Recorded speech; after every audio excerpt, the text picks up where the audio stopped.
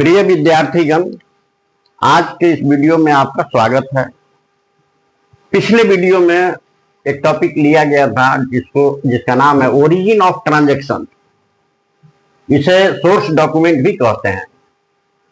दोनों एक ही चीज है। इसका मीनिंग डेफिनेशन उस दिन बताया गया था जिस दिन शुरू हुआ था, और मीनिंग डेफिनेशन के बाद आपको ये भी बताया गया था कि सोर्स डॉक्यूमेंट होते हैं कितने। इसकी संख्या अनगिनत है, लेकिन इंपॉर्टेंट जो है उसी के बारे में डील किया गया था, और उस दिन ये इसको डील किया गया था। मीनिंग डिफिनेशन के बाद ये बताया गया था कि सोर्स डॉक्यूमेंट कितने होते हैं, अनगिनत होते हैं, लेकिन उसमें से जो महत्वपूर्ण है उसमें से 8 का नाम हमने लिख दिया है और एक को डील भी कर दिया था। आज इसके आगे बढ़ते हैं। ये इनवॉइस, इनवॉइस को हिंदी में बीजक भी कहते हैं।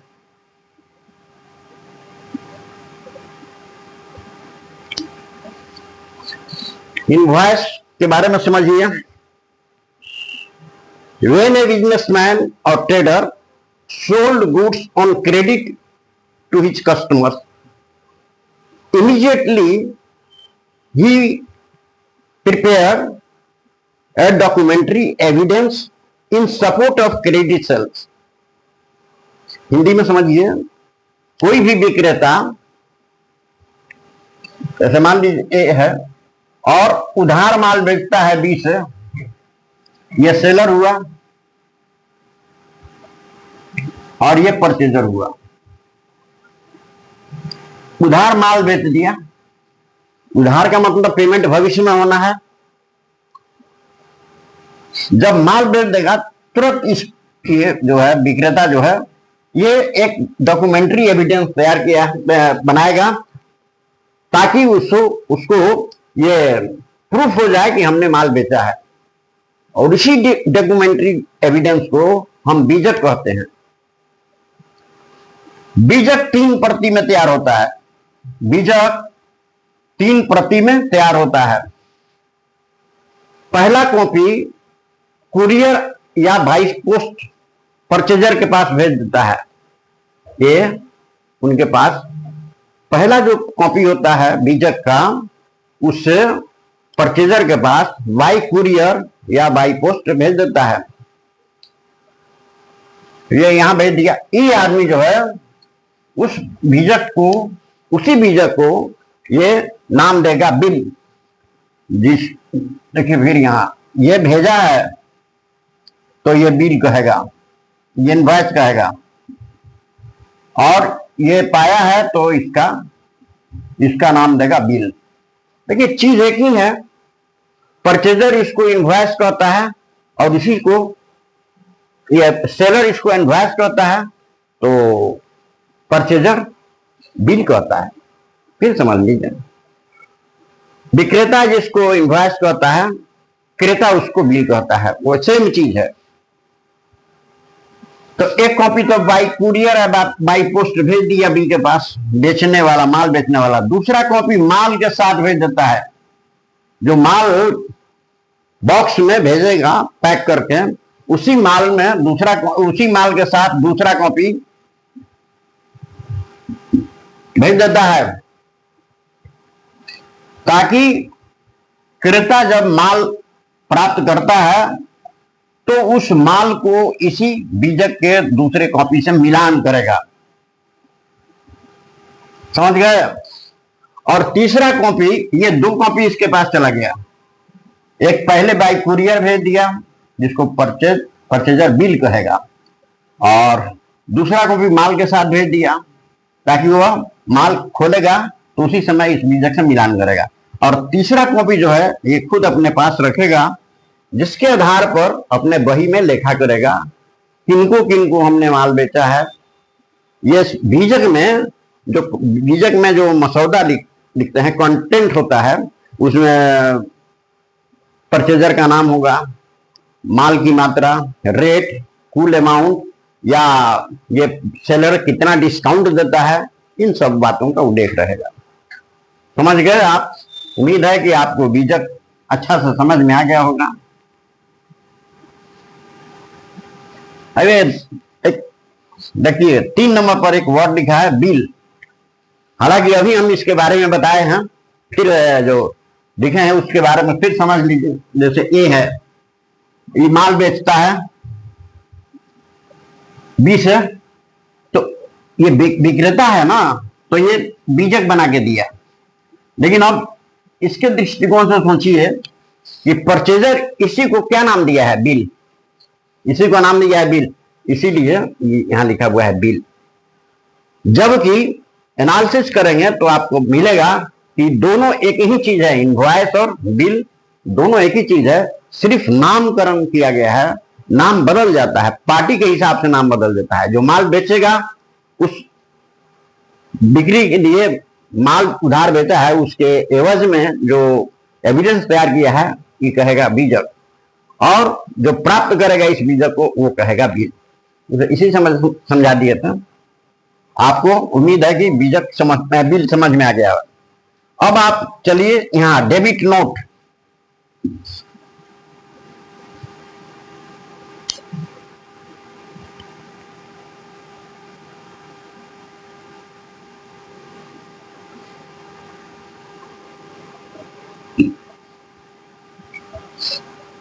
देखिए डेबिट नोट नाम पत्र, इसका हिंदी होता है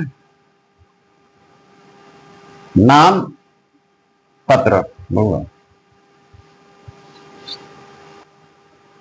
आगे बढ़ते हैं। ये कैश मेमो का हिंदी नहीं लिखा गया है, कैश मेमो कैसे मेमो कहते हैं।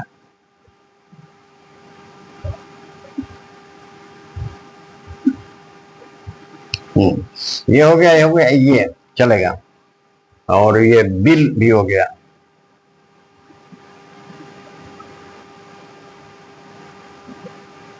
बिल। अब चलिए डेबिट नोट, नाम पत्र। नाम पत्र क्या है, कहां इसका इस्तेमाल होता है? देखिए जब कोई बिजनेसमैन माल उधार खरीदता है, उसमें से कोई माल अगर पसंद नहीं पड़ा, लाइक नहीं करते हैं आप, या डैमेज है किसी वजह से, आप लौटा देते हैं। तो आप माल लौटा देते हैं तो माल आपको लौटा देते, पाने वाला हो गया। आप लौटा रहे हैं तो पाने वाला हो गया। अब यही समझिए, जर्नल में सब नियम बताया गया है कि पाने वाले का खाता डेबिट और देने वाला का खाता क्रेडिट। वो नियम सब जगह चलेगा, सब जगह अप्लीकेबल है जहां जरूरत पड़े।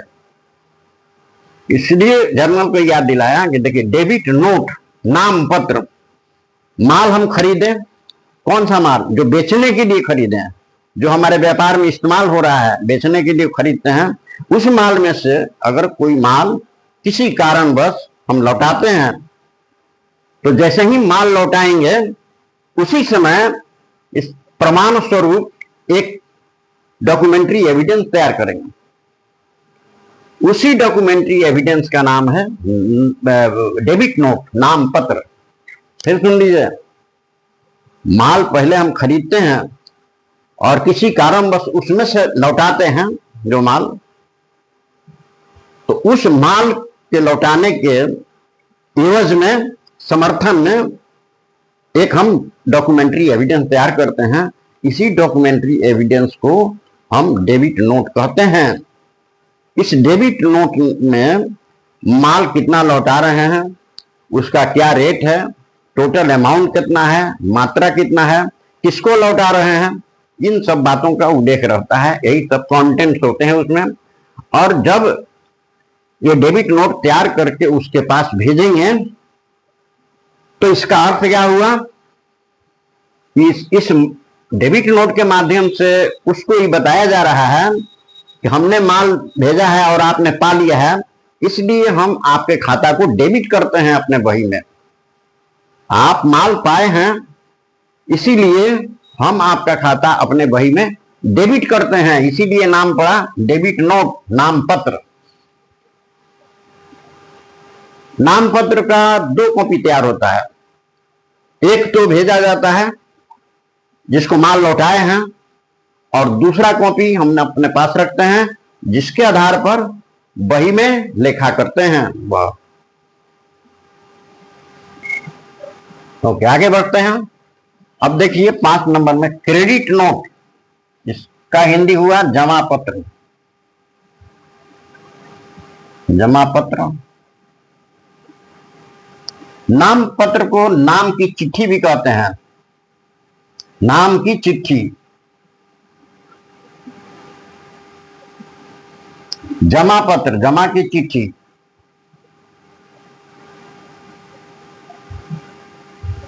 आइए जमा पत्र के बारे में समझिए।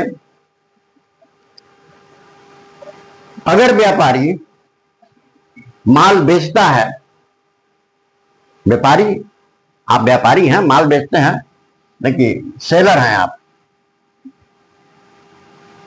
आप बी को परचेजर है, आपने माल बेचा, माल बेचा, किसी कारणवश परचेजर ने कुछ माल लौटा दिया, कुछ माल लौटा दिया, गुड्स आप सेल किए हैं, इसने लौटा दिया, देखा जाए।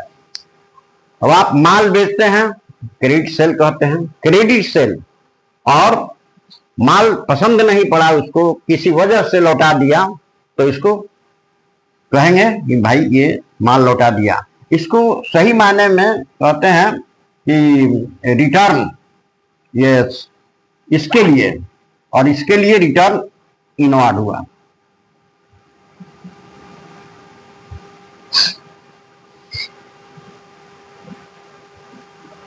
रिटर्न इनवार्ड हुआ। जब ये माल लौटाएगा तो इसके सपोर्ट में दो कॉपी में एक एविडेंस तैयार किया जाता है, दो प्रति में। उसी एविडेंस को, उसी प्रमाण को क्रेडिट नोट कहा जाता है। क्रेडिट नोट की एक प्रति उस माल के साथ आता है इसके पास, जिसके आधार पर वो बही में लेखा करता है,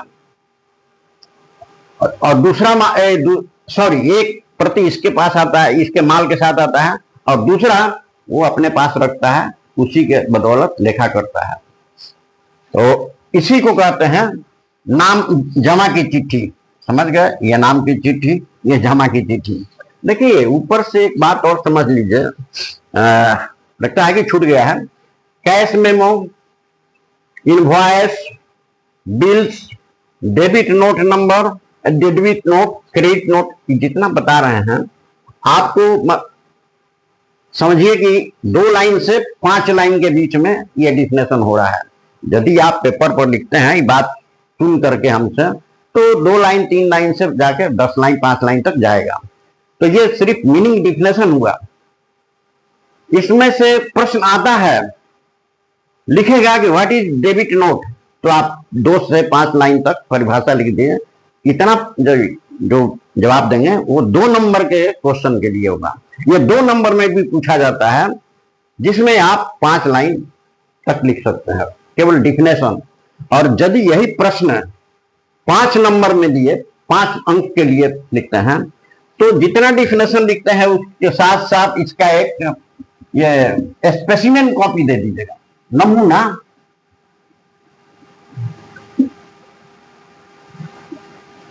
उदाहरण, यानी कैश मेमो का आकार कैसा होता है, एक तो हर किताब में मिलेगा आपको, हर किताब में मिलेगा। तो ये नमूना दे देंगे, तो ये 5 नंबर के लिए, 5 अंक के लिए ये जवाब आपका तैयार होगा।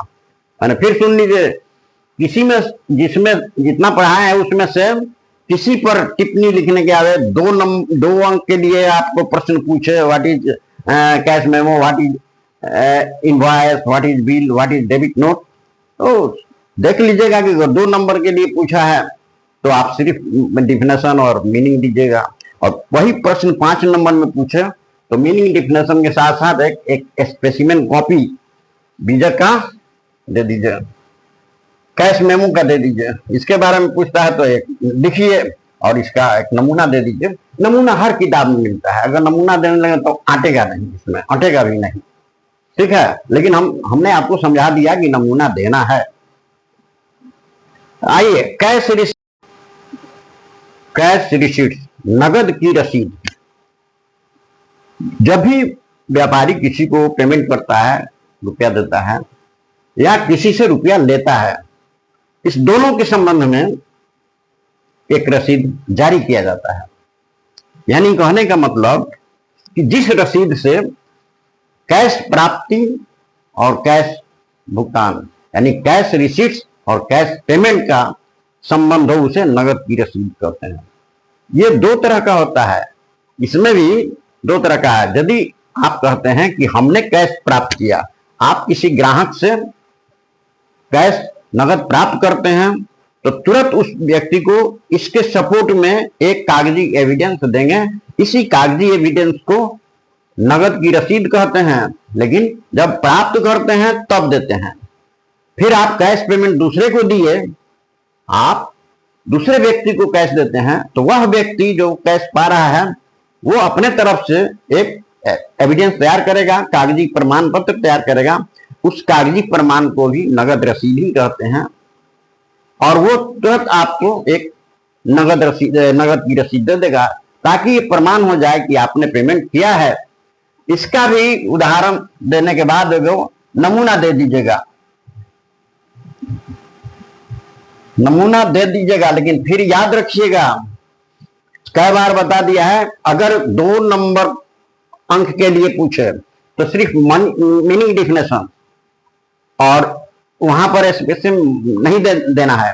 अगर 5 नंबर में पूछे, माने प्रश्न आ रहा है 5 नंबरिया में, तो आप मीनिंग डेफिनेशन लिखेंगे और एक स्पेसिमेन देंगे, जरूरी होता है। नंबर के हिसाब से आपका आंसर का साइज रहेगा। आगे बढ़ते हैं। पेइंग स्लिप 7 नंबर पर है। पेइंग स्लिप भुगतान की पर्ची। आप जगह नहीं है यहां, आप भुगतान की पर्ची इसको कहते हैं।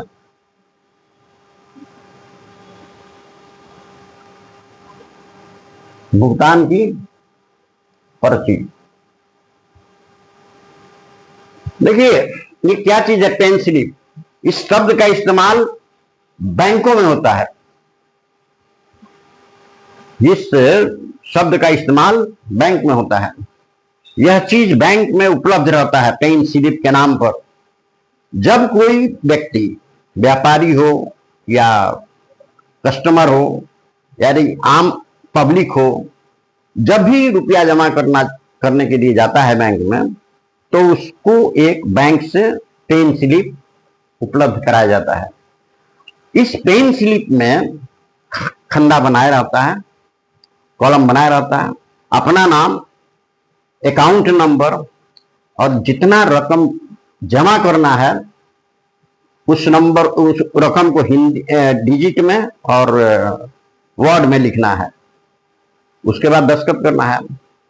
यह उसके साथ एक काउंटर फाइल लगा रहता है। पेन स्लिप में 2 भाग रहता है, एक काउंटर फाइल भी रहता है, एक मेन पार्ट रहता है। उसमें भर करके आप रुपया काउंटर पर दे देंगे। कैशियर जो है रुपया ले लेगा और काउंटर फाइल जो है उस पर सिग्नेचर मुहर लगा करके आपको दे देगा। जो रसीद आपको लौटाता है काउंटर फाइल, वही एविडेंस हो गया, डॉक्यूमेंट्री एविडेंस हो गया कि आप रुपया जमा किए हैं। नहीं समझे? फिर एक बार सुन लीजिए। पेन स्लिप माने पेमेंट करते हैं उसी का स्लिप है, भुगतान की पर्ची। इसका प्रयोग बैंक में होता है। व्यापारी, कस्टमर या आम जनता जब भी बैंक में रुपया जमा करने जाती है, उसको रुपया जमा करने के पहले पेन स्लिप बैंक से लेना है। एक पर्ची है, उसमें 2 भाग होते हैं, एक मेन और एक काउंटर फाइल। उसमें कॉलम बनाया रहता है। आप उस कॉलम में आवश्यक सूचना भर दीजिए, कितना रुपया जमा करना है, तारीख, डेट, नाम सब भर दीजिए और अपना सिग्नेचर कर काउंटर पर, कैश काउंटर पर दे दीजिए। कैशियर उसमें मिलान करेगा और जितना रुपया जमा करेगा उसका काउंटर फाइल पर भी लिखा हुआ है डिटेल्स, कंटेंट्स, उस पर दस्तखत और मुहर लगा करके आपको दे देगा, जो आपके लिए एक सोर्स डॉक्यूमेंट है। आपने रुपया जमा किया है, बैंक को रुपया दिया है, उसका ही प्रमाण है। ठीक, आगे बढ़ते हैं। ये 8 नंबर पर विड्रॉवल फॉर्म। हालांकि विड्रॉवल फॉर्म का इस्तेमाल बहुत पहले होता था, अब नहीं हो रहा है। और चेक, आप छोटे छोटे बैंकों में, देहाती क्षेत्र में विड्रॉल शब्द का प्रयोग होता है। कैसे, देखिए आप कैसे, दोनों एक ही है। और इससे कौन सा काम होता है?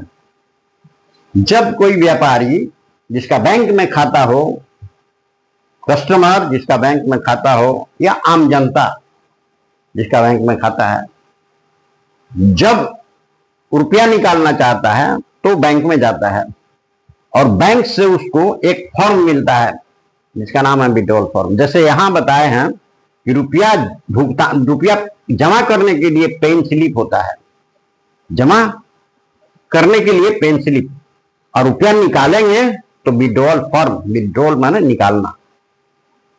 यह फॉर्म बैंक से उपलब्ध होता है, बैंक में उपलब्ध होता है। इसको फॉर्म को भरना है, कितना रुपया आप निकालना चाहते हैं, अपना नाम पता जो भी देना है। बैंक आपके खाते से मिलान करेगा। यदि आपके खाता में आवश्यक राशि है, जितना आप डिमांड कर रहे हैं उससे ज्यादा है या उतना है, तो आपको रुपया दे देगा बैंक। ये जो पर्ची भरे हैं उसी का नाम है विड्रॉल फॉर्म। ठीक। अब बड़े बड़े बैंकों में क्या होता है, शहर में या बड़े बड़े बैंकों में, बड़े बड़े टाउन में आप रुपया निकालने जाते हैं तो आपको, आपका सिस्टम है कि चेक से निकालना पड़ेगा। जिस दिन आप बैंक में खाता खोलते हैं उस दिन बैंक आपको पासबुक, पेन स्लिप और पासबुक देता है, पेन स्लिप देता है और चेक देता है, चेकबुक, 3 चीज देता है। रुपया जमा करने के लिए इस पर्ची को भर के तो जमा कर दिए, लेकिन रुपया निकालना होगा तो चेक से निकालेंगे। इस चेक में आवश्यक जानकारी लिख दीजिए और चेक बैंक को दे दीजिए। बैंक कैशियर मिलान करेगा, आपको भुगतान करेगा। तो बड़े बड़े शहर में, बड़े बड़े टाउन में चेक से ही रुपया निकाला जाता है।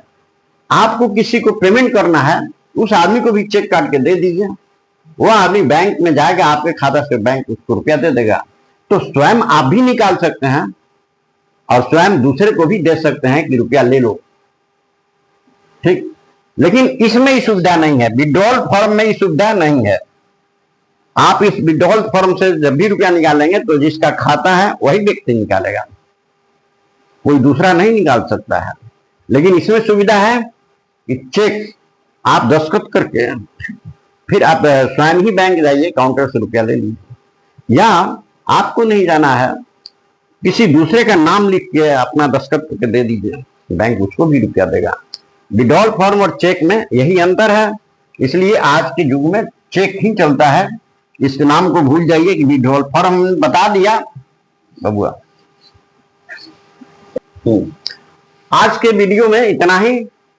ओरिजिन ऑफ ट्रांजैक्शन के बारे में बताया गया है कि साहब अनगिनत माने प्रमाण है, अनगिनत डॉक्यूमेंट है, लेकिन ये ज्यादा चलता है। जो नाम लिखे हैं इस पॉपुलर ज्यादा है, इसीलिए इसके बारे में बता दिया। अब आज के बाद ही इस भी ओरिजिन ऑफ ट्रांजैक्शन खत्म हो गया। अगले वीडियो में कोई दूसरा टॉपिक लेकर के आएंगे। आप वीडियो को लाइक कीजिए, सब्सक्राइब कीजिए। धन्यवाद।